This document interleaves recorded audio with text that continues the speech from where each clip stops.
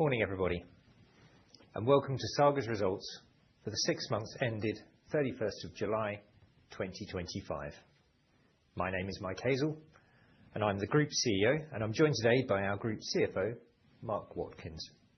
I'll kick off with an overview of our first half performance, and then Mark will take you through the financials in detail. Finally, I'll provide a brief update on our strategy before we open for questions at the end.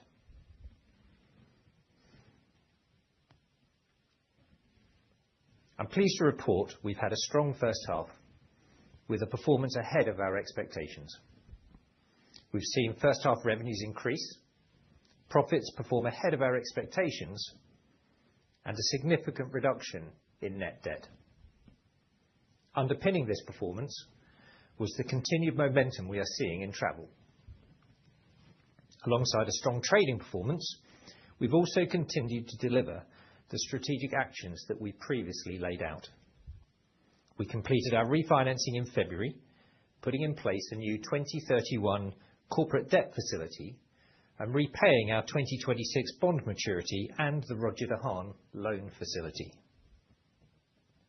To support the delivery of our next phase of our strategy, we have reorganized our management team. The new leadership team in place across insurance and travel now in place.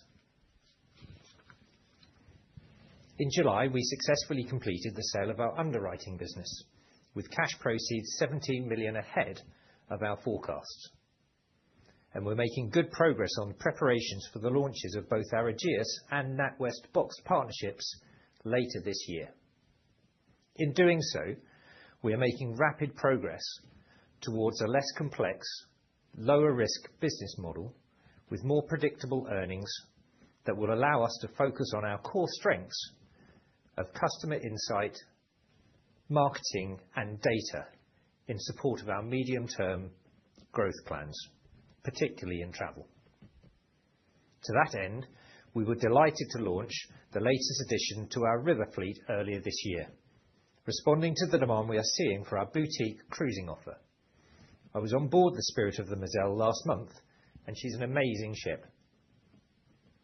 Taken together, as we go through this morning, you'll see clear progress being made on both underlying trading performance and our strategic execution plans. This gives me even greater confidence with regard to the 100 million profit target we laid out in April. On this slide, I've highlighted some of our key trading metrics. I'm not going to speak to every line, but you can see even at a glance the strength of our trading performance across travel and insurance and the foundations we have put in place for money, all of which set us up well for future growth. I'll now hand to Mark to go through our financial results in more detail.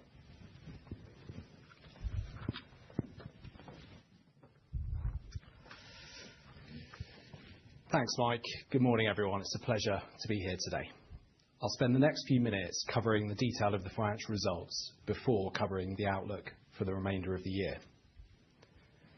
Saga had a really good start to the year, delivering a strong financial performance in the first half, largely driven by our travel businesses and insurance broking. Underlying revenue, which excludes some accounting adjustments and one-off items, increased by 7% on the prior period. Underlying PBT from continuing operations of £23.5 million is marginally behind the prior period, but importantly is ahead of our expectations. This was largely driven by the continued growth in our travel businesses and an improved performance in insurance broking, offset by higher finance costs. This was expected due to the successful refinancing at the beginning of the year. The group continued to be highly cash generative in the first half, with available operating cash flow of £89.4 million in the period, a 64% increase.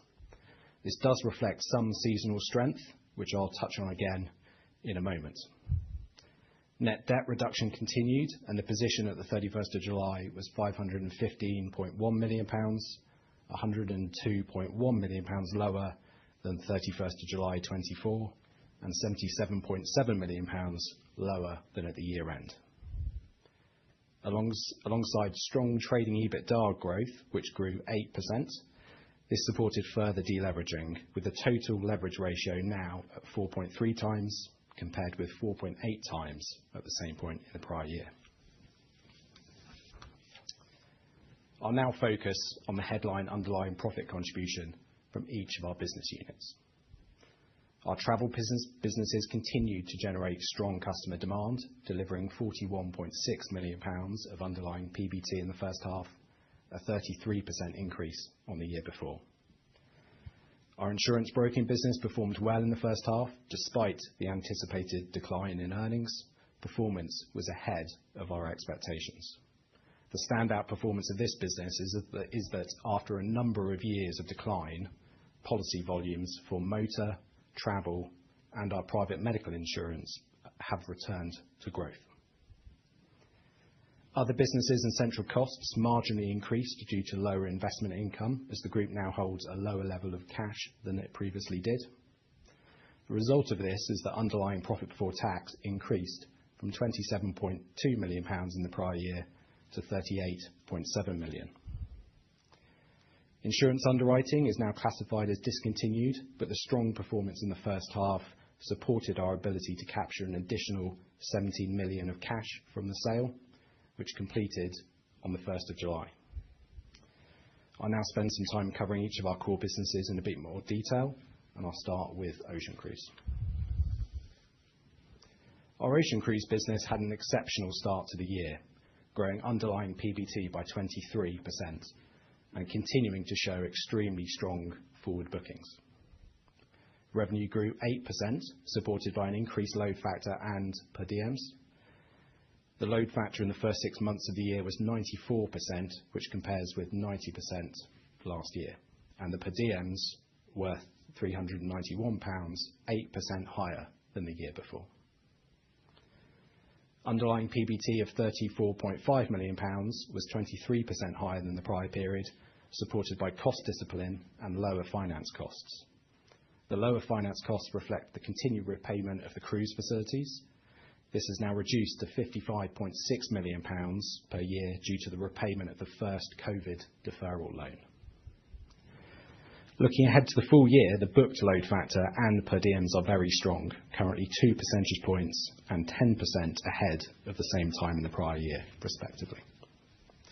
For the 26-27 season, the booked load factor is 3 percentage points ahead with the same time last year, with the per diems continuing to increase at 13% ahead. Now turning to our river cruise. In the first half, we successfully launched the Spirit of the Moselle, our third Spirit class river ship. The timing of this launch meant we operated with marginally lower capacity in the period, driving revenue to be flat against the prior period. The 93% load factor in the first half was 7 percentage points higher than the last year, and the per diem of £364 was 7% higher, reflecting the strong demand for our river cruises. This supported growth in underlying PBT of 34% from £2.9 million in the prior year to £3.9 million. Bookings for the full year are strong and currently reflect a load factor of 87%. The per diems of £351 is ahead of the same time last year, albeit lower than H1, reflecting expected seasonality. Bookings for next year are also in a good position, with strong load factors maintained alongside growing per diems. Turning now to our holidays business. Revenue grew 14% against the prior year, supported by a 13% increase in the number of passengers travelling with us. Underlying profitability was also strongly ahead at £3.2 million against only £0.3 million in the prior period. This serves to validate our step up in the level of marketing to support bookings. As you'll see from this slide, revenue growth is set to continue into the second half of the year, with current full year booked revenue 14% ahead of the prior year, with passengers 12% ahead. The team are now focusing their attention on driving demand for next year's bookings. Insurance broking also showed an improved performance in the first half, generating underlying PBT of £8.9 million. This performance supported an increased investment in policy growth ahead of the Ageas partnership, with 3 of our 4 main products, after many years of decline, returning to growth. Motor grew by 26,000 policies, and the combination of PMI and travel grew by 5,000. This investment is expected to continue into the second half, further driving policy volumes ahead of the go-live date with Ageas. The graph on the left-hand side shows the material drivers of the movements in underlying PBT. The motor contribution before overheads decreased by 0.6 million, driven by higher renewal margins, particularly for 3-year fixed-price policies, as market-wide net rates reduced, offset by higher investment into volumes. Home was the most significant driver of the overall decline, with a 6.2 million pound lower contribution, as net rate inflation, which was more pronounced within our panel, led to a reduced competitiveness and 19% fewer policy sales. Private medical insurance benefited from lower net rate inflation, together with a 2.6 million pound profit share from the Bupa partnership. Travel insurance remained broadly flat, with policy volumes growing in the period. Our insurance underwriting business, AICL, was sold to Ageas on the 1st of July, and therefore is treated as discontinued throughout these results. As you can see, AICL performed strongly prior to the disposal, generating an underlying PBT of 15.6 million pounds. This supported our ability to generate an additional 17 million of net cash from the disposal, with AICL paying a 10 million pound pre-completion dividend and there being a 7 million pound positive adjustment through the completion mechanism. We received 57.9 million pounds on the completion date, representing 90% of the proceeds, with the remaining 10% due in October. There remains a further 2.5 million pounds payable on the go-live of the partnership.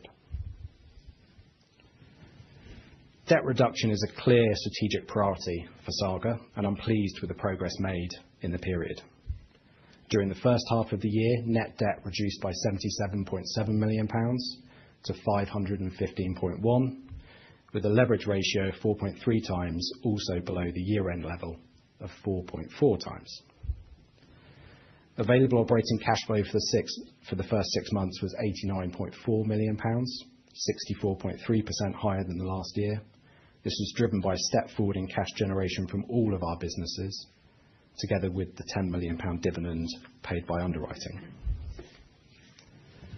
Debt service costs have increased due to the HBS refinancing, which was drawn in February this year, and restructuring costs have increased due to the AICL disposal and the Ageas partnership. While the cash generation is strong in the first half, it does include some positive seasonality from both the ocean cruise and insurance broking business. These are benefiting from positive working capital positions, with ocean holding a higher level of customer advance receipts and policy growth in insurance broking also benefiting cash.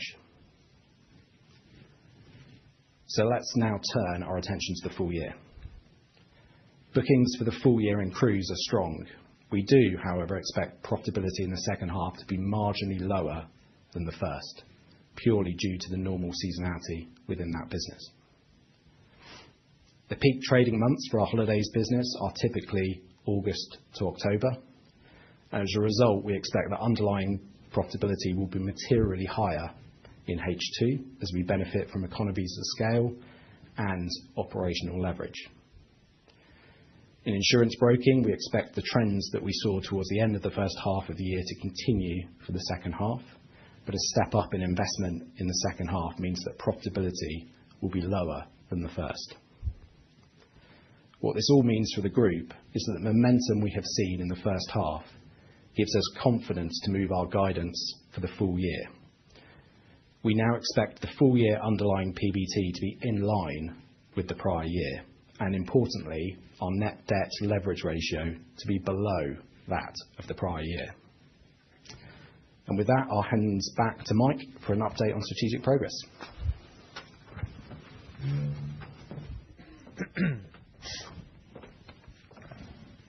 Thanks, Mark. Now I'm going to take you through more detail on the delivery of our strategic priorities and our growing confidence that we are paving the way for long-term sustainable growth. Underpinning everything we do is our brand and customer insight, so it's worth a moment to remind you how that makes us different. Saga is one of the best-known and most trusted brands in the UK. This is built on our deep understanding of our target customer and our extensive customer database, which together provide us with a competitive advantage that sets us apart from our competitors. Nobody understands older people better than us, and we have more than 70 years of experience designing products and services exclusively for them. We know who they are, we know what they like, and we know how best to communicate directly with them. This means that in the growing, attractive and affluent market for people aged over 50, we are ideally placed to succeed. Our businesses leverage these advantages through a series of consistent principles that I have shown on the screen. With the customer at the heart of our strategy, we will deliver quality and value through a suite of differentiated, unique products, uniquely tailored for our customer group, using the insight we have developed over decades of experience, all supported by our powerful marketing and publishing channels that drive deep customer engagement. Since joining Saga, I've redoubled our focus on these principles, all of which are now central to our growth. In April, we laid out our medium-term profit target of £100 million and a leverage ratio of less than 2 times by January 2030. A strong first-half performance gives us even greater confidence in these targets and our timeline to achieve them. Our 4 strategic priorities laid out the routes by which we would deliver these, deliver these targets.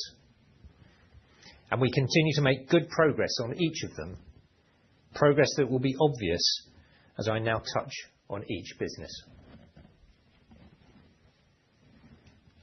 Travel is now the largest contributor to Saga's profits.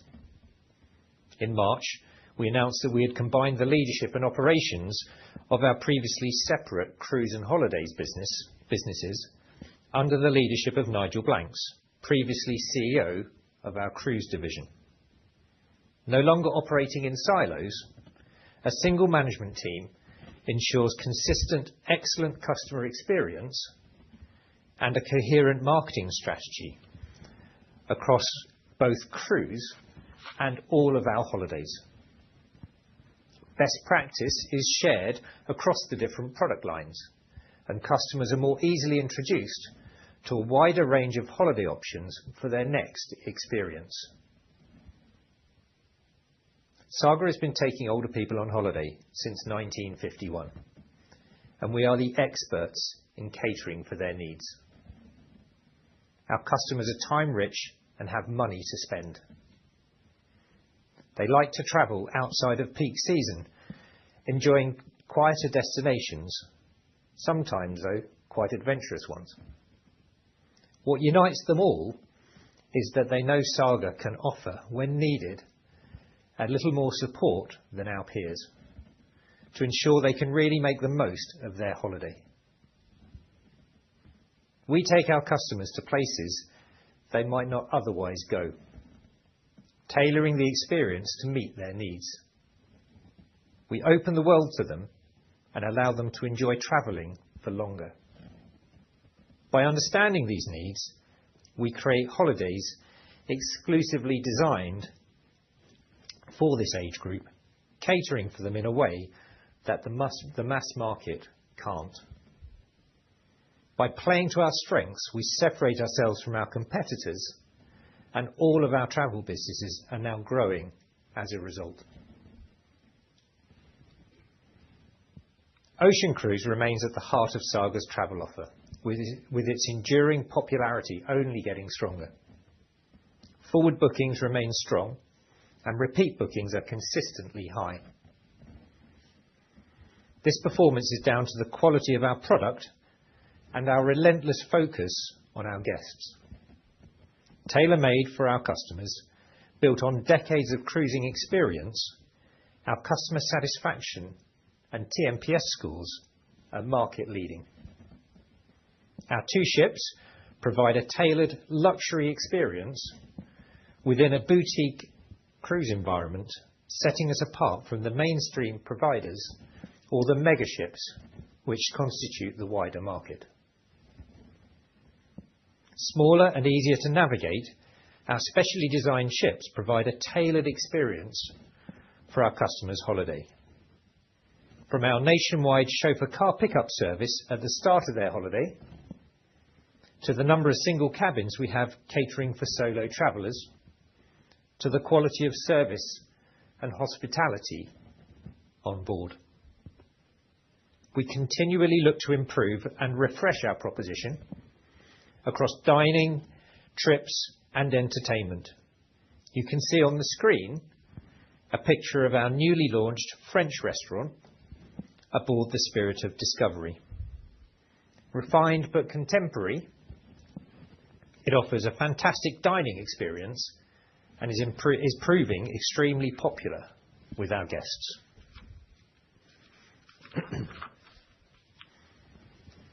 We aim to do things differently, catering for our distinct customer base, and in doing so, we generate strong demand for our product and loyalty to our brand. That demand is driving high load factors, more early bookings, and increased per diems, the amount customers pay per day, as our need to discount reduces. But importantly, our customers still recognize the great value for money they are getting.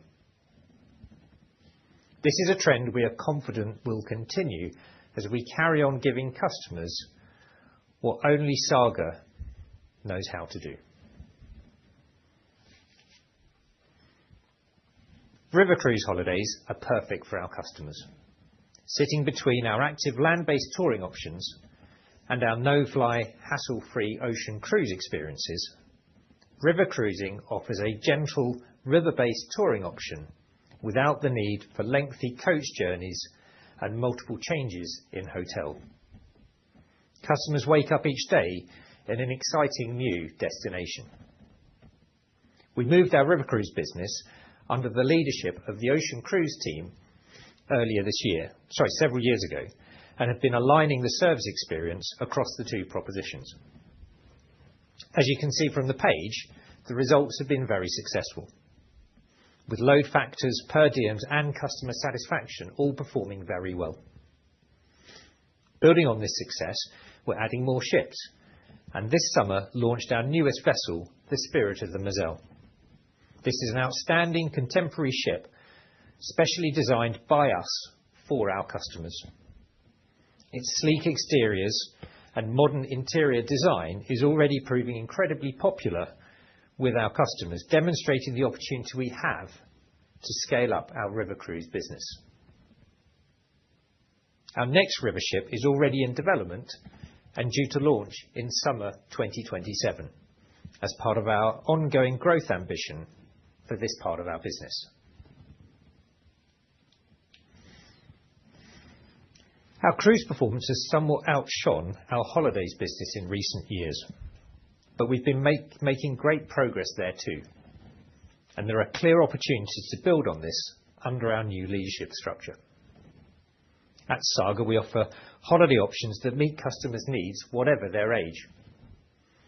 We tend to find a younger, more active customer attracted to our land-based touring holidays, often as a gateway to a more relaxed river cruise in the future.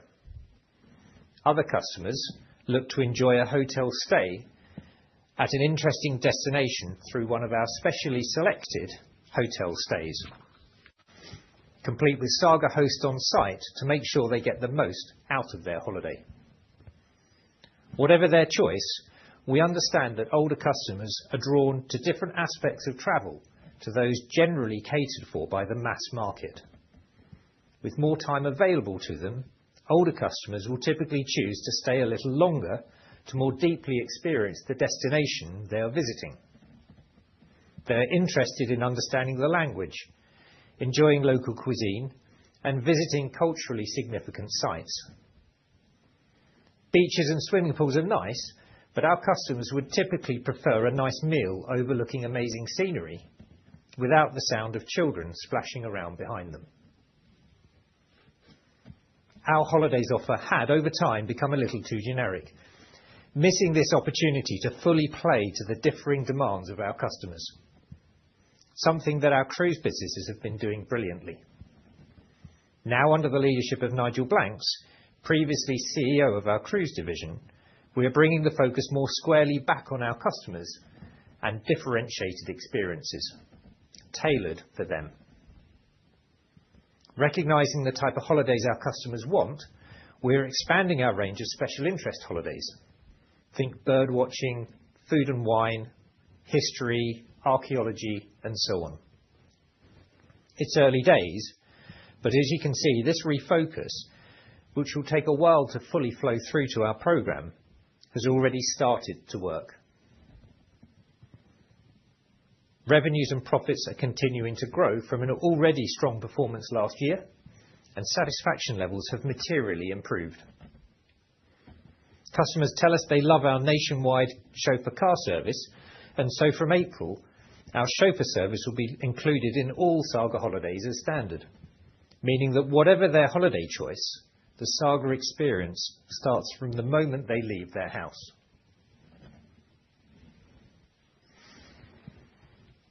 Our insurance business is in a transitional year as we prepare for our Ageas partnership. Nonetheless, we've made significant steps forward towards our new, simplified, lower-risk operating model and traded well in the meantime. Under the new leadership team we put in place earlier this year, led by Lloyd East, we've been investing in price and marketing to support long-term growth and prepare us for the Ageas partnership. And the results have been strong. Three out of our 4 policy lines are now growing after several years of decline, and our customer satisfaction scores reflect the refocus on customer that Lloyd and his team are bringing. Much credit goes to our insurance colleagues for Saga's insurance business being ranked in the top 50 organisations for customer satisfaction by the Institute of Customer Service, only one of 2 insurers to be named in that group. Preparations for our Ageas partnership have continued at pace as we work towards a significantly simplified, lower-risk insurance business model. We completed the sale of our underwriting business in July, meaning that Saga is no longer exposed to underwriting risk, and we will transition a large part of our broking operations to Ageas later this year as we go live with that home and motor partnership. I'm particularly excited about how new products and services can drive future growth. In particular, we are focused on creating more ways to engage on a deeper level with our customers more frequently. Take our money business, for example. The partnership we signed with NatWest earlier this year is exciting in its own right, given that we are expanding our suite of differentiated products. But more than this, it's symbolic of how we could pursue additional innovative partnerships across different business lines in the future. Elsewhere, we've already been deepening our customer relationships with lesser-known products within the Saga portfolio. For example, our Saga Wine Club, Vintage by Saga, with more than 10,000 customers regularly buying wine from us. Similarly, our Saga Connections Introductions service for older people engages with 13,000 subscribers, checking their connections on the website multiple times a week significantly increasing their exposure to Saga and our wider product set. These are great ways for us to remain front of mind with customers beyond their annual holiday or insurance renewal. While our primary focus remains on our core travel and insurance propositions, you can see the obvious crossover from those businesses to these types of additional service. So there are undoubtedly opportunities to cross-pollinate and build on areas like this that amplify our customers' engagement with Saga.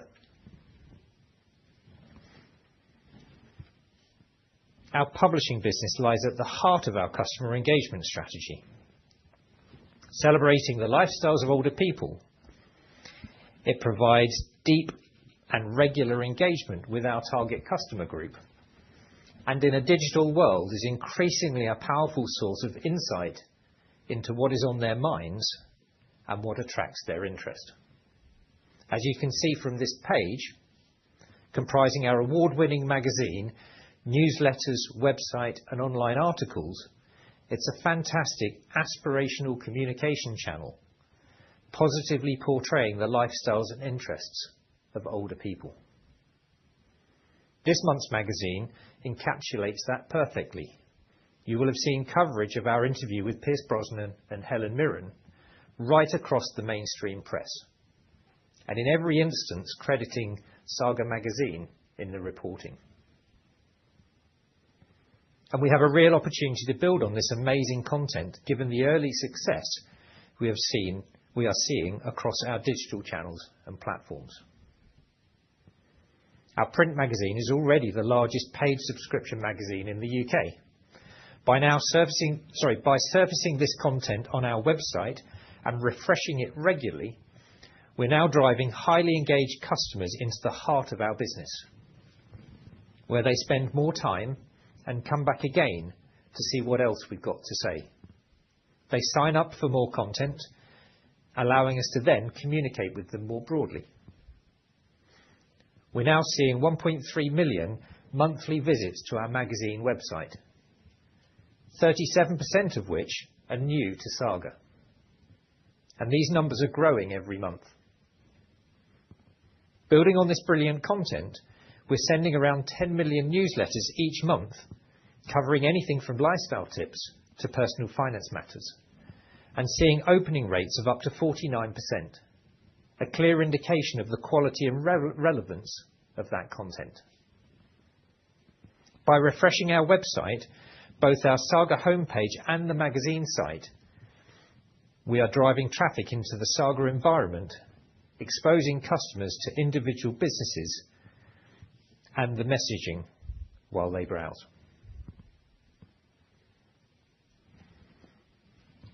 You should recognise this slide from April, where Mark and I laid out our medium-term targets. So I wanted to update you on our progress. We previously guided that UPBT for 25-26 would be lower than that of 24-25, largely due to the increase in finance costs. You will have seen from Mark's slide that as a result of our strong first half performance, we now expect UPBT to be in line with 24-25. Trading EBITDA is now expected to be ahead of 24-25, demonstrating the strong trading momentum that we've seen. And with leverage falling, we now expect year-end to be below that of 24-25. So while it's too early to update any medium-term projections, we have clearly made a strong start and are ahead of where we expected to be this year, giving us even greater confidence as to the level and timing of those medium-term targets.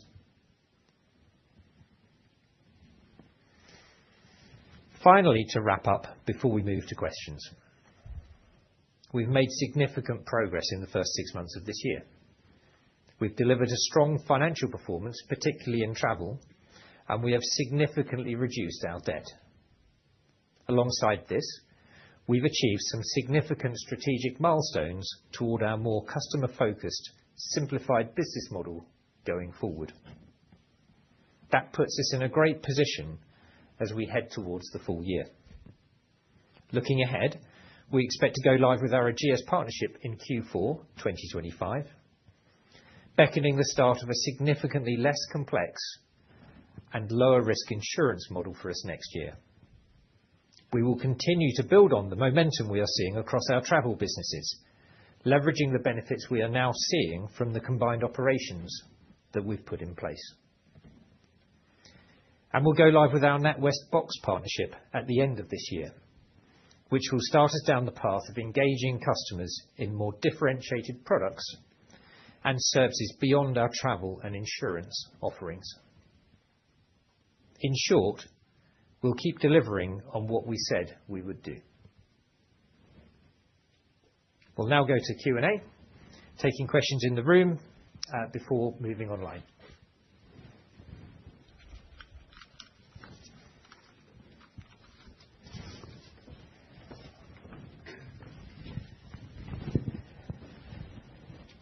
Morning. Thank you. Tim Barrett from Deutsche Numis.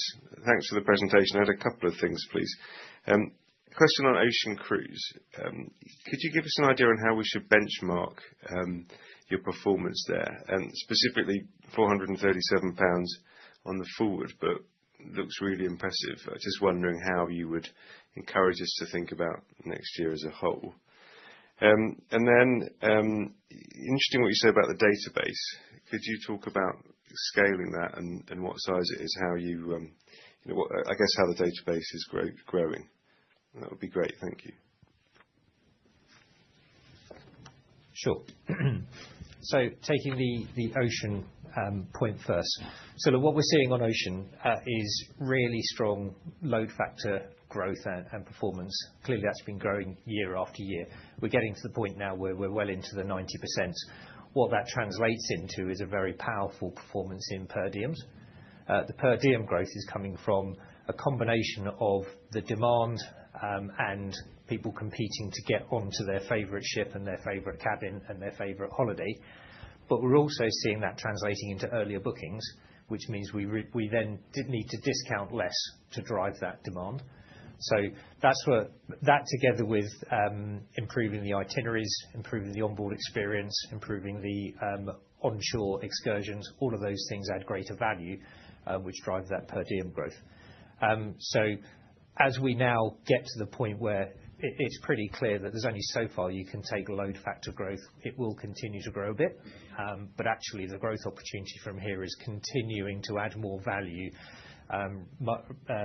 discount less, and drive that per diem growth. So very confident that now we've got the load factors in that sweet spot, that per diem growth will now continue through a combination of demand management, less discounting, and adding in more value as the proposition improves year after year after year. So that's the per diem, the way to think about per diems. In terms of our database, we've got the largest database for older people in the country. We've got 9.7 million people on that database. It's a really powerful insight tool. We've got contact details and can communicate to 7.7 million of those customers. So you can think of it first and foremost in two aspects. The power of that database to enable us to understand older people and curate our product proposition for those customers, whether it be on holidays, insurance,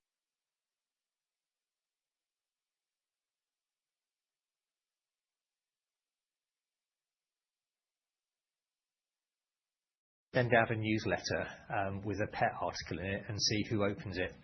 You'll then very quickly understand what resonates with those customer groups. You'll then understand who's got a dog. But we're actually getting even cleverer with with the benefit of AI now. What we've been able to do is what's the word I'm looking for? Tag all of our historic articles to get a better understanding of what type of article works for what type of customer. So it's not just about, was it an article about dogs or was it an article about cats and so on, but actually some customers respond better to a top 10 list of X, other like an interview style article. So what we can do is both understand more about the customers and what they're engaging with in that publishing business, and then curate and tailor our articles going forward to make sense of that. all with a view of a virtuous circle, us communicating with our customers and then those customers, and then learning more about those customers in the process. Obviously, the other side of that is it's a very powerful marketing tool off the back of that. So we've got the insight on the one hand, but we've got 7.7 million customers that we can communicate with about the products that we offer. So it is something that we're driving hard. What we have done more recently, and I touched it in my presentation, is we're starting to make our Saga homepage a destination for customers online, putting brilliant publishing content on there so that customers are seeing the content somewhere in the web, in the newsletter, or simply because they've come to Saga. They see the brilliant content, and then they come back the next day or even later in the day to see what else we might be saying, because it talks to older people in a way that other people don't. Clearly, in surfacing both on that homepage and then those articles, what we're able to do is flash up relevant product content alongside it to then drive those customers into our business units. So when I say we're bringing publishing to the heart of the business, it's not in an offline way. It really is as an introduction into our business, with that insight powering the products that we offer and the services we deliver alongside them. Understood. Thank you. Morning, Sahil here from Singer Capital Markets. 3 questions from me, if that's okay. On the money side of the business, I appreciate it's relatively small at the moment, but you've made progress in terms of partnerships. How should we be thinking about how that's likely to play out, or you're planning it to play out over the next few years or so? And just help me understand. I think there was a waterfall chart, and within that, money was quite a decent chunk in terms of contribution going forward, the building blocks to actually get that kind of profitability going forward. So that's on the money side of things. Secondly, just more generically, clearly you're doing fantastically well on the cruise market, on the cruise business at the moment. Can you just help us understand and just give us an overview of the state of play of the cruise market at this moment in time, particularly the area that you're focusing on, and are there any competitive threats that we need to be thinking about? And finally, just ahead of the launch of the relationship with Ageas in Q4, how's that going in terms of the lead up to that particular launch? That would be really helpful. Thank you. Sure. So if I take the money business, and thanks for raising that, because I think that's a really exciting opportunity for us. But you're right to call out the bar in that building block. It's there quite deliberately because we can see the opportunity. That is a medium-term opportunity. The NatWest partnership goes live later this year. We've got around 180,000 customers engaging with our money products even today. But in the short term, it's not about driving profitability. It's about scaling up, driving engagement, talking to customers more regularly for that wider Saga environment.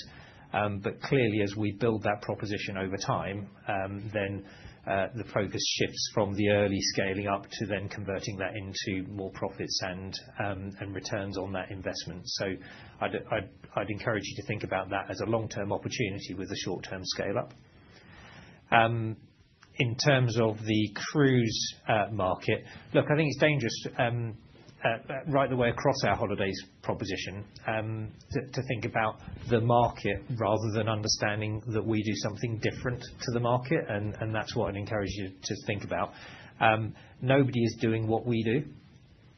We've got 2 ships, and I said it in my presentation, that are tailored uniquely for older people, and we tailor our entire proposition for that market. When you look at the wider market, they are either in a mass market, larger scale cruising environment, or they're operating outside of the ex-UK, i.e., you've got a fly cruise. Nobody's offering that no-fly boutique cruise experience to UK customers, exclusive for people over 50 in the way that we do. So when we talk about what's the wider market, actually the wider market will have its own sort of ebbs and flows. What we're seeing for our customers is consistent and growing demand year after year for what we do brilliantly.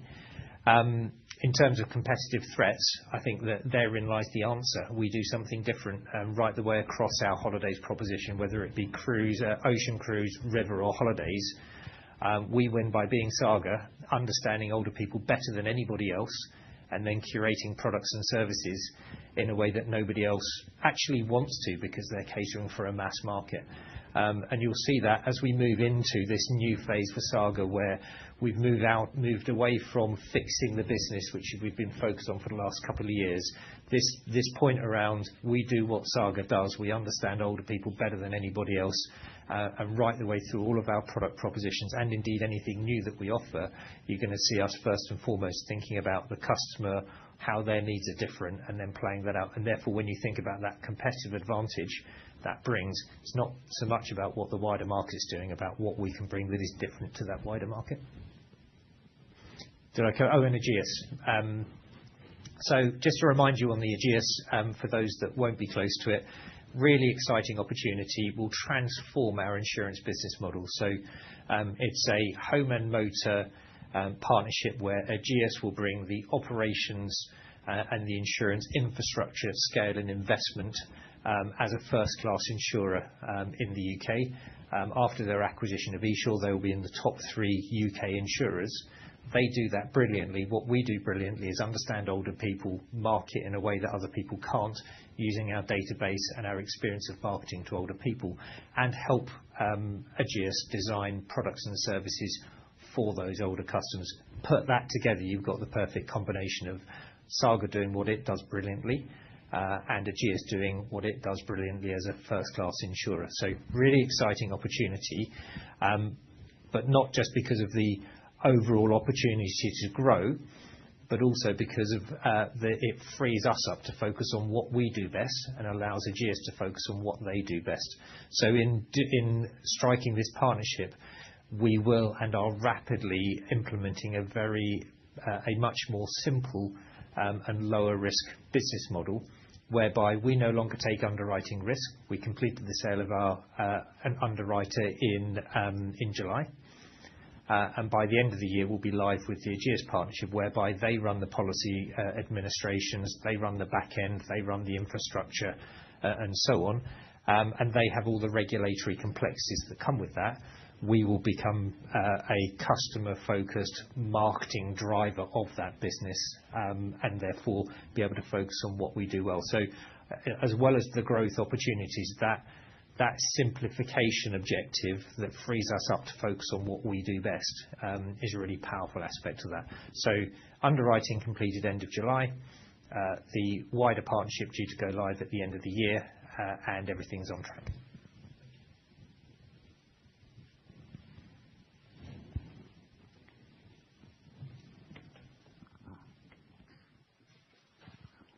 Any other questions in the room before we move to online? Any questions online, Shanj? Yes, I've got a couple. Under holidays, how are the Saga and Titan brands being developed differently? And also, how is the destination mix changing under holidays?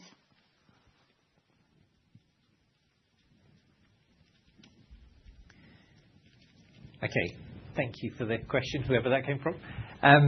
So yeah, really, really important point. So we have the opportunity to win twice in holidays because we've got a brilliant Titan brand, which is an open age holiday business, touring business, that's got a great heritage in touring. And then we have the wider Saga proposition that both does touring, holidays, and obviously our cruising business. But it's really important that we recognise those are two different businesses. And therefore, what we have been developing over the last couple of years and will continue to develop is differentiation across those two propositions. Because actually, in the past, we've been dangerously close to offering the same or similar experiences on Titan Tour as you would a Saga Tour. And going forward, we definitely want to separate the two out so that you get something different as a different type of customer for Saga as you would from Titan.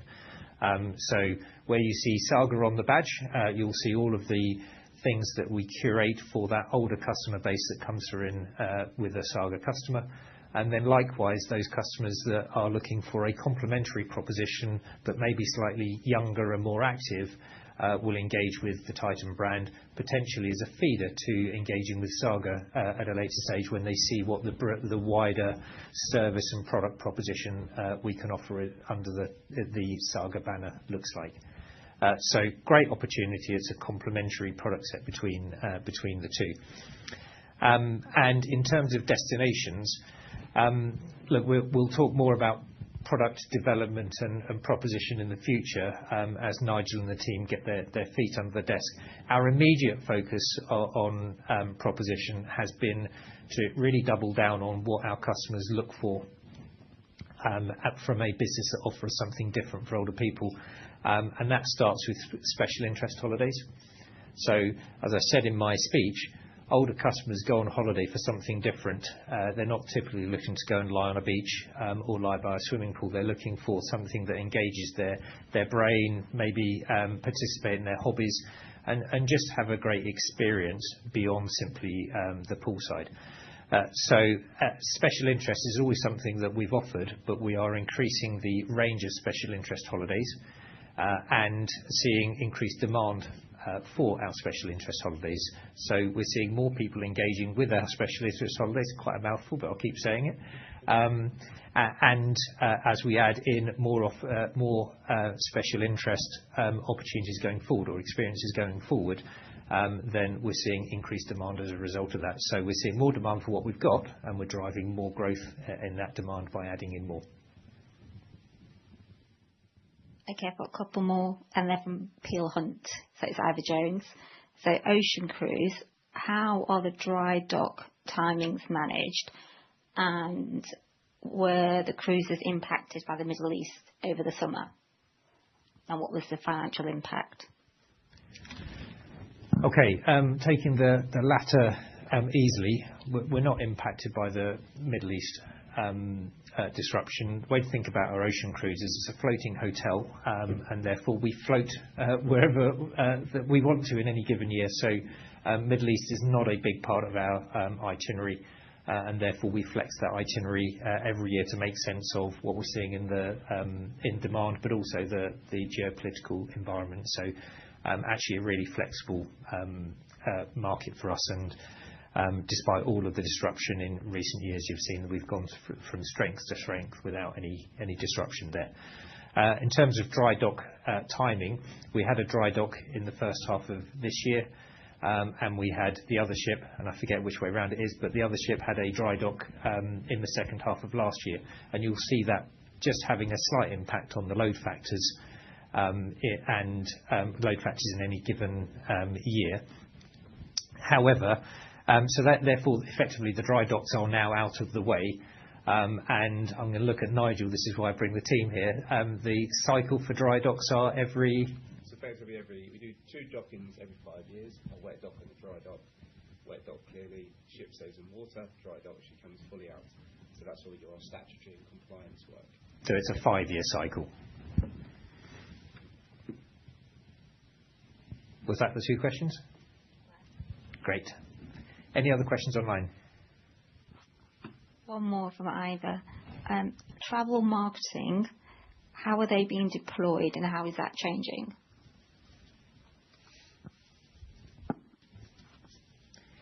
So there's a few things on travel marketing.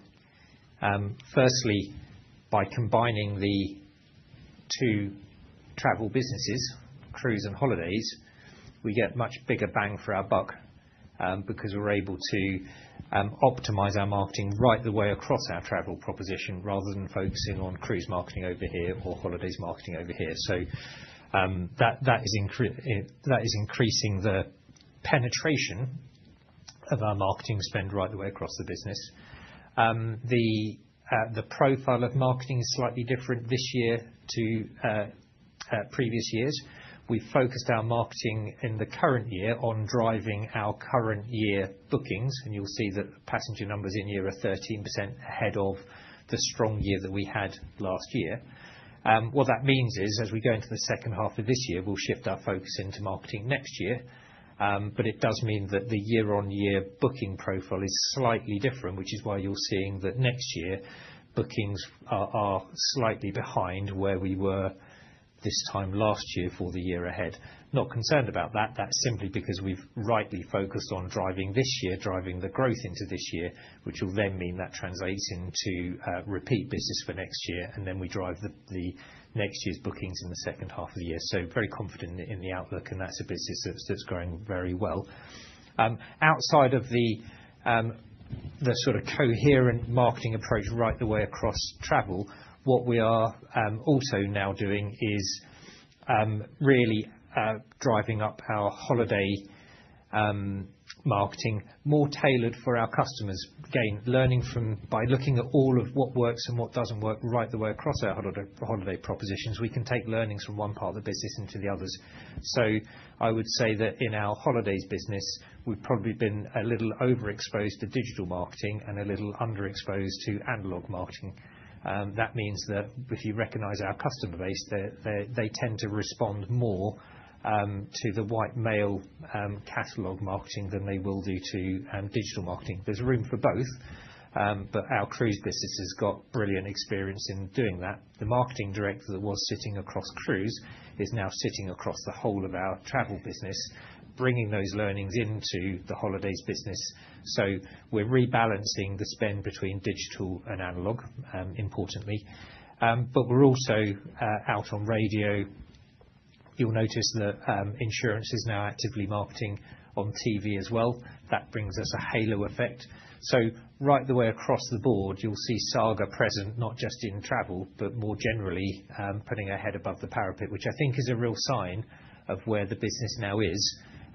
We're coming out, we've got a strong footing, we've got our funding in place, we've got our growth trajectory ahead of us, and we're now trading the business hard and investing in that growth, and clearly it's working. Any other questions online, or should I say from Ivor? Good. Right. Any other questions in the room? Doesn't sound like there's any more online. Okay. Just to wrap up then, thank you for joining today. Look, I think we've made really good progress. You can see that we're trading well, which sets us up really well for the trajectory we're on.